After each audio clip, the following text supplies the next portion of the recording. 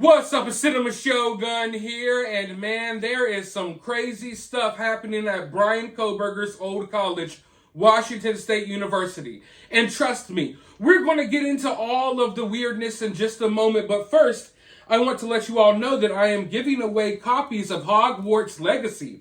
All you have to do is go down to the pinned comment and follow me on Twitter and follow the rules in my pinned tweet for your chance to win a copy.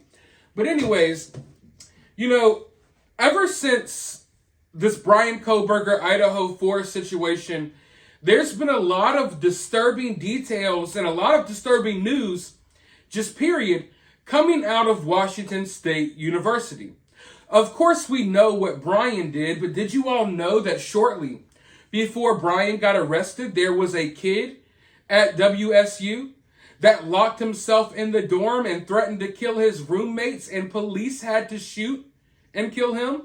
Did you all know that? And that's just one crazy situation. I mean, to think. You have Bryan Kohberger, who's accused of doing these horrible things to these 4 University of Idaho students.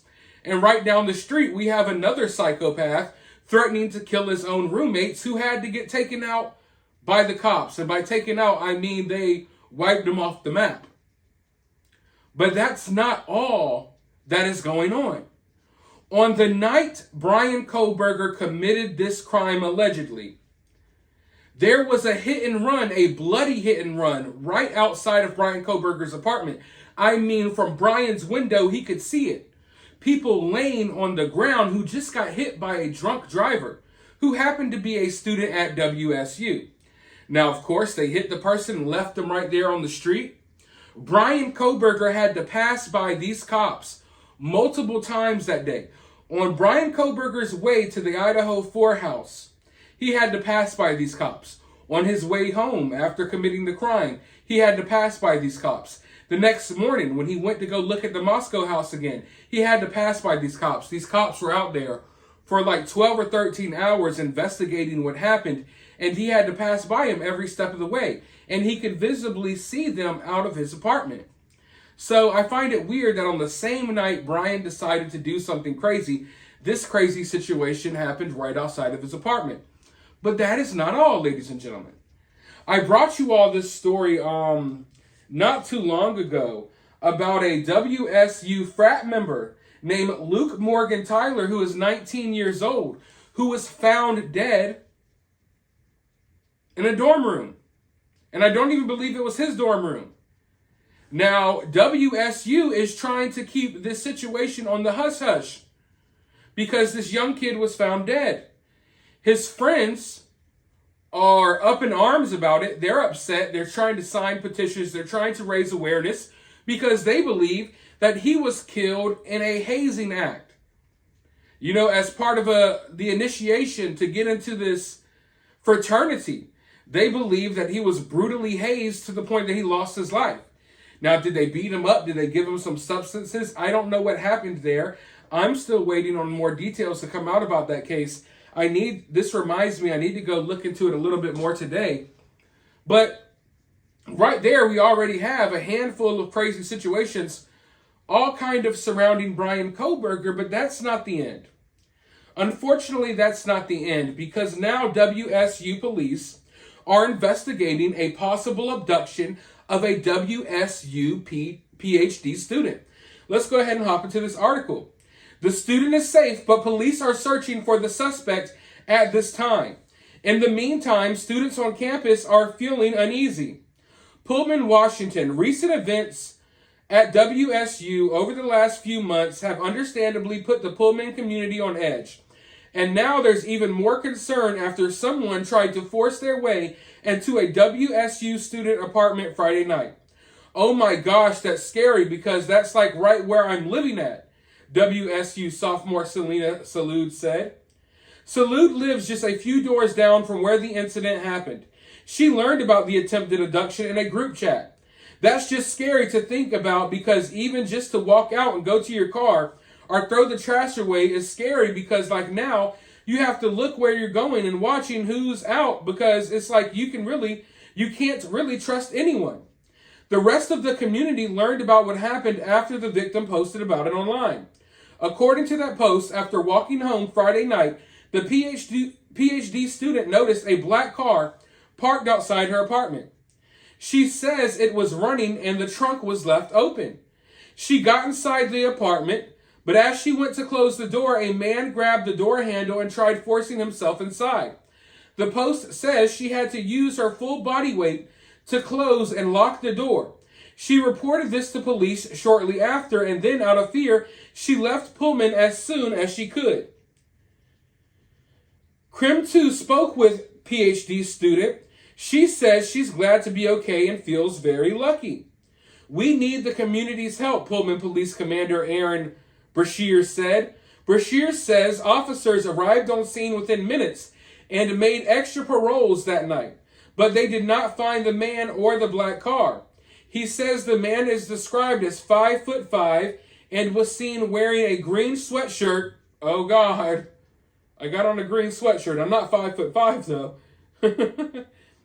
Police are also searching for a black sedan, possibly a Nissan Altima, with faded black paint and no license plate. Right now, officers are investigating all possible leads, talking to neighbors and asking the community to share any information that may help the investigation. And in particular, there is a logical explanation for the circumstances. I would ask that the person give us a call and explain if there is a logical explanation. In the meantime, Selena plans to be extra cautious and to keep her head on a swivel. Honestly, I think you should get the heck out of there. I wouldn't blame any WSU student for wanting to hightail it home right now. There is too much going on there right now. And I don't know, does WSU just have a microscope on them right now because we're all concerned about the Bryan Kohberger case? You know, or is there something else going on here? Has Bryan Kohberger's evil energy spread across this town in some way? And I know that may sound funny and outlandish to you all, but I don't know. It's just really weird because from everything I've heard and looked at, this is a quiet area. You know, the Idaho 4 situation shocked this entire area, you know, because things like that don't happen there. But now within the span of a couple of months, we got all types of wild stuff happening at WSU. What is in the water? You know, I'm a big movie buff. I love horror movies. The Halloween franchise is my favorite franchise, and I can't help but think of Donald Pleasance, or you might know him as Dr. Loomis. Evil has come to your town. Death has come to your little town, Sheriff. You can either ignore it or you can help me to stop it. I know some people will find this funny, but like in a weird way, it's like Kohberger has spread through this community like a virus. And maybe the Idaho 4 situation is bringing out the worst of people. I can tell you right now, if you can't notice, look around you. People are hanging on by a thread. There are a ton of people out there that are hanging on by a thread. Just one little thing will make them snap. One little thing will influence them to do something stupid. And, you know, oftentimes, and I talked about this when it happened, there's copycat killers. You know, when something like this happens, it puts ideas in people's head. And some people are whacked out and crazy enough already. Then they see something like this and it pushes them over the edge. I'm not saying that's what's happening here. But at the very least, it seems to be like some type of bad juju, some type of bad luck, evil weirdness going on. There's this energy that's hanging over this area like a thick fog. And I've talked to people from this area. I've had students of WSU reach out to me. I've had University of Idaho students reach out to me. And while they all have different feelings about the situation, they all are basically on the same page when they say that things have not been the same. And understandably so, like people can't party the same. Because in the back of your mind, you're thinking, oh, what, you know? And everyone in these areas, they're looking at people more skeptical than they used to. Because, I mean, you never know when there's a psychopath in your midst. And obviously, there's a lot of unstable people at WSU because there is way too much stuff going on there right now. You know, so what do you all think is happening here? Do you think that hey, the microscope's just on WSU, WSU is crazy like this all the time? Or do you think there's just this bad energy spreading throughout the town? Because like I said, everything we've heard about this case was that these areas were quiet. Stuff like this doesn't go down there. And now within a span of a couple of months, we got dead frat students, we got abductions, we got hit and runs that are almost leaving people dead. We got Bryan Kohberger. We got Bryan Kohberger's neighbor down the street, having a standoff with cops. There's a lot of stuff going on there right now. So, I feel bad for the students attending college there because I imagine this is getting in their way of concentrating on their education. But let me know your thoughts about all of this down in the comment section. While you're down there, hit that thumbs up, hit that subscribe, ring that notification bell. And if you're anywhere near WSU, you might want to get the heck out of there for a little while.